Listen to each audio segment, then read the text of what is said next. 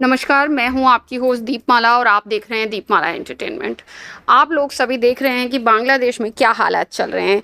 एक शांति प्रिय समुदाय है, जी हाँ, सो कॉल्ड शांति प्रिय समुदाय जो कि हिंदुओं पर लगातार अत्याचार कर रहा है। अत्याचार भी कोई ऐसे वैसे नहीं, पूरे मंदिरों को तोड़ देना, मूर्तियों को तक शत विशत कर देना और इसके अलावा महिलाओं को तक नहीं बख्शना। जी हाँ, चाहे घर हो, चाहे बिजनेस हो या फिर महिलाएं हो, किसी को भी नहीं छोड़ा जा रहा। चाहे रेप हो या फिर किसी के कपड़ों को फाड़ देना, इन लोगों के लिए बहुत ही आम बात है जो कि बांग्लादेश में ये सब कर रहे हैं। लेकिन बड़ी बात ये है कि जिन्होंने बांग्लादेश की तरक्की में साथ दिया है, जैसे कि वहाँ के म्यूजिशियन जो राहुल आनंद हैं, उन्होंने उनका घर तक नहीं छोड़ा गया क्योंकि वो हिंदू हैं। जी हाँ, उनसे ये नहीं पूछा गया कि आप इस देश के लिए कितने डेडिकेटेड हैं, जो कि वो रहे हैं। हमेशा वो दोनों समुदायों के लिए समान बात करते रहे हैं कि दोनों एक हैं, लेकिन आज उनके साथ ये किया गया क्योंकि वो हिंदू हैं। ऐसे और ढेरों लोग हैं, चाहे वो क्रिकेटर हो। हम सभी जानते हैं कि एक हिंदू क्रिकेटर जो कि उस देश के लिए खेलते रहे हैं, उनका घर तक नहीं बख्शा गया, वो भी जला दिया गया।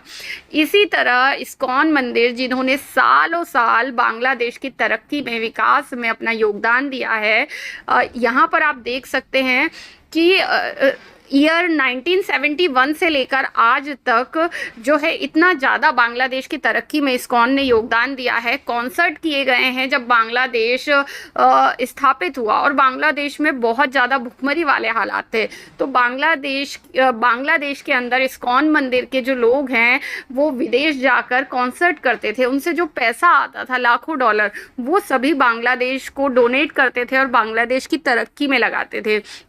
जब कोविड आया तो इन लोगों ने अपने हाथों से खाना परोसा और खिलाया भी है।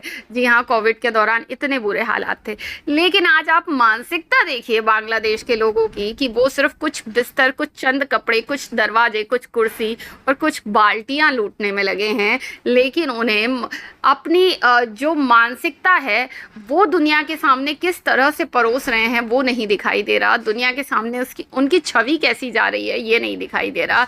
जी हाँ, ये शांति प्रिय समुदाय है, आप ये कह सकते हैं।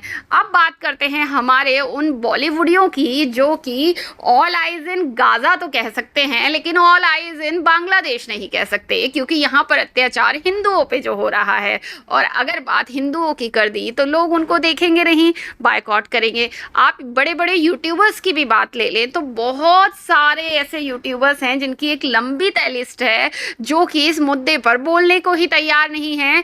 कुछ यूट्यूबर्स जरूर ऐसे हैं जिन्होंने बोलने की हिम्मत की है, लेकिन बहुत सारे यूट्यूबर्स इस मुद्दे पर बात ही नहीं करना चाहते। हाँ जी, उन्हें अपने कुछ सब्सक्राइबर और कुछ फॉलोअर्स की जो चिंता है, लेकिन ये मुद्दा, ये बात, ये चीज़ें फॉलोअर्स और सब्सक्राइबर्स से कहीं बढ़कर ऊपर हैं। आपकी ज़मीर से कुछ भी ऊपर नहीं हो सकता है। इसी तरह कुछ विपक्षी दलों का भी हाल है कि वो विपक्षी दल ऑल आइज इन गाजा तो कह सकते हैं और दूसरे लोगों पर बात तो कर सकते हैं, दूसरे देशों में जब ये चीज़ें होती हैं दूसरे समुदाय के साथ, लेकिन हिंदुओं के साथ जब ये चीज़ें हो रही हैं तो इस पर वो बात नहीं कर सकते हैं। और ये सब देखकर मन बहुत ही दुखी होता है कि हम इंसान हैं, इंसानियत सबसे पहले होनी चाहिए। एक इंसान दूसरे इंसान का साथ दे, सबसे पहले होना चाहिए, ना कि उसको नोच खाए मौका देखते ही। आप इस पर क्या कहेंगे? बांग्लादेश में ये सब कुछ होते हुए देखकर आपको कैसा लग रहा है? आपका क्या पॉइंट ऑफ व्यू है, ज़रूर बताइएगा कमेंट सेक्शन में। फिर मिलते हैं नेक्स्ट वीडियो में।